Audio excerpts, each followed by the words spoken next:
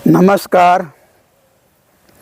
मैं आप लोगों को बाबा के गल्प संचयन से फिर एक कहानी सुनाता हूँ। एक बड़ा ही धनाढ़ जमींदार थे। उन्होंने एक नया अपना नौकर रखा था। उस नौकर को उन्होंने एक दिन बोला कि ए भजहरी, उस नौकर का नाम था भजहरी, ए भजहरी तुम मेरे नहाने की व्यवस्था करो। तो भजहरी ने थोड़ी देर के बाद आकर के अपने मालिक को बोला कि हाँ ज़मींदार साहब, मैंने नहाने की सारी व्यवस्था आपका कर दिया है। और जब ज़मींदार साहब नहाने के लिए गए तो वहाँ पर क्या देखते हैं कि बस भजा ने 2 बाल्टी पानी रख दिया है। उन्होंने अपना माथा ठोक लिया और बड़ा आश्चर्यचकित हुए। तब उन्होंने क्या किया, अपना नौकर भजहरी को बुलाया और बोला, भजा भजा आ जाओ इधर, सुनो। तो तुम थोड़ा दिमाग तो लगाओगे, थोड़ा सा बुद्धि लगाओगे कि नहाने के लिए किन किन चीज़ों की आवश्यकता पड़ती है। क्या 2 बाल्टी पानी से आदमी को नहा लेगा क्या? तो नहाने के लिए क्या चीज़ों की आवश्यकता पड़ेगी, तुम थोड़ा ध्यान तो दोगे। तो तुम समझ रहे हो ना मैं क्या बात बोल रहा हूँ। तो भजहरी बोला कि हाँ मालिक, मैं समझ गया। तो ज़मींदार साहब बोले कि क्या समझा बताओ। यही कि हमको थोड़ा सा बुद्धि लगा के काम करना चाहिए, सोच के काम करना चाहिए कि किसी भी काम करने के लिए किन किन चीज़ों की आवश्यकता पड़ती है। बोला हाँ सही समझा, चलो तो मैं तुमको समझाता हूँ और बढ़िया समझाता हूँ। जैसे ये नहाने का ही काम को लो कि मैं नहाऊंगा तो पानी चाहिए 2 बाल्टी, ये तो सही है, लेकिन मैं कहाँ पर बैठ कर के नहाऊंगा, उसके लिए एक पीढ़ा चाहिए, उसकी व्यवस्था करोगे। नहाने के लिए साबुन चाहिए, मग्गा चाहिए, उसकी व्यवस्था करोगे। नहाने के बाद मैं अपना शरीर को पोंछूंगा, उसके लिए व्यवस्था करोगे। फिर नहा लेने के बाद तेल लगाऊंगा, कंघी करूंगा, उसकी व्यवस्था करोगे। और ये सब हो जाने के बाद मैं खाना खाऊंगा, तो खाना भी तैयार रहना चाहिए। और खाना खाने के बाद मैं हुक्का पीऊँगा, तो मेरे हुक्के में तंबाकू वगैरह ढंग से डाला हुआ है कि नहीं इसका भी तुम ध्यान दोगे। तो समझ गया ना? तो भजहरी बोले कि हाँ मालिक समझ गया। तो उस दिन खाना खा करके ज़मींदार साहब सो गए दोपहर में ही। अब दोपहर में थोड़ी देर के बाद उनको सिर में ज़ोर का दर्द शुरू हुआ। वो सोच रहे थे कि दर्द चला जाएगा, लेकिन दर्द गया नहीं।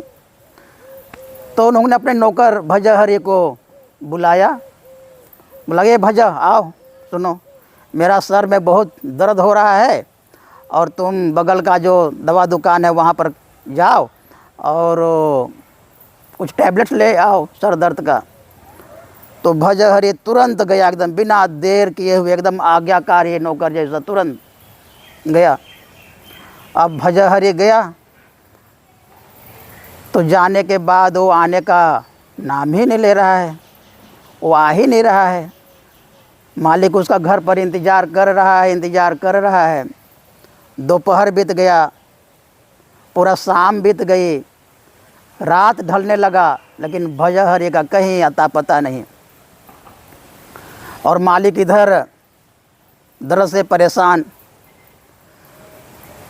फिर देखता है ज़मींदार साहब कि सुबह 8 बजे एकदम भजहरी आ रहा है और 15-20 लोगों के साथ में।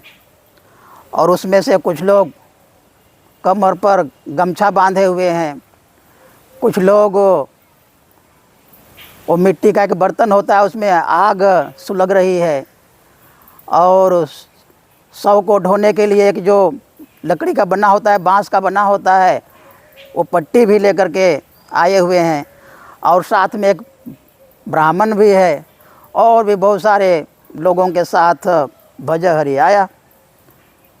तो ये सब देख करके ज़मींदार साहब सोच में पड़ गए, अपना माथा पीट ले और भजहरी को बुला करके बोले कि ये सब क्या है, मैंने तुमको दवा लाने के लिए भेजा था, क्या दवा लाना भूल गया क्या?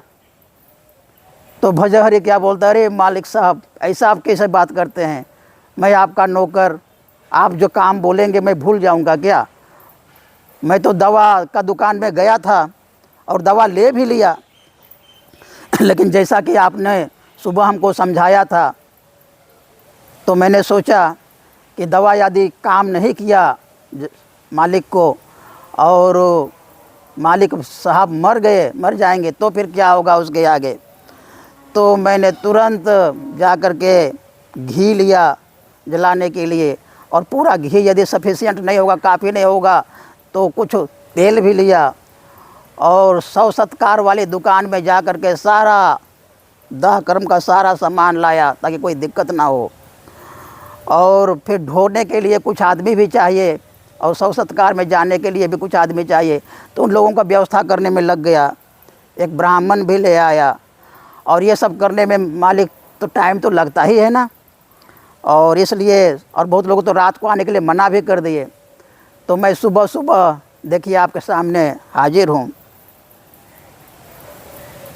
तो ज़मींदार साहब देख कर के अब उनको क्या बोलेंगे।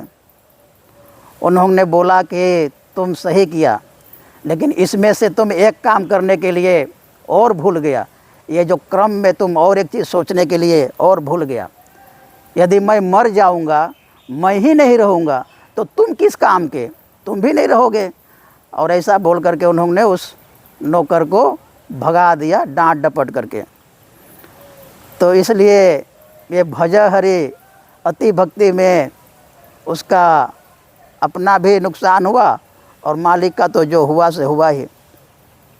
हम लोग यहाँ पर भजहरी को बहुत बेवकूफ़ समझ रहे हैं कि कितना बेवकूफ़ था देखो, लेकिन हम लोग भी अपने व्यवहारिक जीवन में इसी प्रकार करते हैं। गुरु की बातों को इसी प्रकार से हल्के में लेते हैं और जितना गुरु बताते हैं उससे कुछ अलग करते हैं। गुरु बोलते हैं कि पंजन्य करो, तो पंजन्य में लेट सेट करते नहीं उठते हैं, सोए रहते हैं। 2 बार साधना के लिए बोलते हैं, उसमें भी आनाकानी करते हैं। सेमिनार वगैरह में अटेंड करने के लिए दिशा निर्देश है, उसमें भी आनाकानी करते हैं। तो इस प्रकार उपवास करने के लिए तो उसमें भी आनाकानी करते हैं, नहीं के बराबर करते हैं। तो इस प्रकार हम लोग भी भजहरी से कम नहीं हैं। तो इससे क्या होता है कि अपना भी नुकसान कर बैठते हैं और अपने जो गुरु हैं उनका भी बदनामी करते हैं। तो इसलिए हम लोगों को सही मायने में अपने जो मालिक है, अपने जो गुरु हैं, अपने जो बाबा है, उनकी बातों को सही से समझ करके और उनको अपने जीवन में अमल करना है। तो उससे अपना जीवन भी सही होगा, अपना जीवन का भी कृतार्थ होगा और गुरु का भी नाम होगा। बाबा एक बार बोले थे कि मुझको लोग तुम्हारे कर्मों से ही जानेंगे, तुम्हारे व्यवहार से ही लोग हमको जानेंगे। तो इस प्रकार बाबा बोले हैं। तो इसलिए हम लोगों को भजहरी जैसा नहीं, हम लोगों को एक अच्छा भक्त बनना है, बाबा के सिपाही बनना है, बाबा का दूत बनना है। मेरा वीडियो यदि आप लोगों को पसंद आ रहा हो तो चैनल को लाइक, शेयर और सब्सक्राइब ज़रूर करें। धन्यवाद। बाबा नाम केवलम।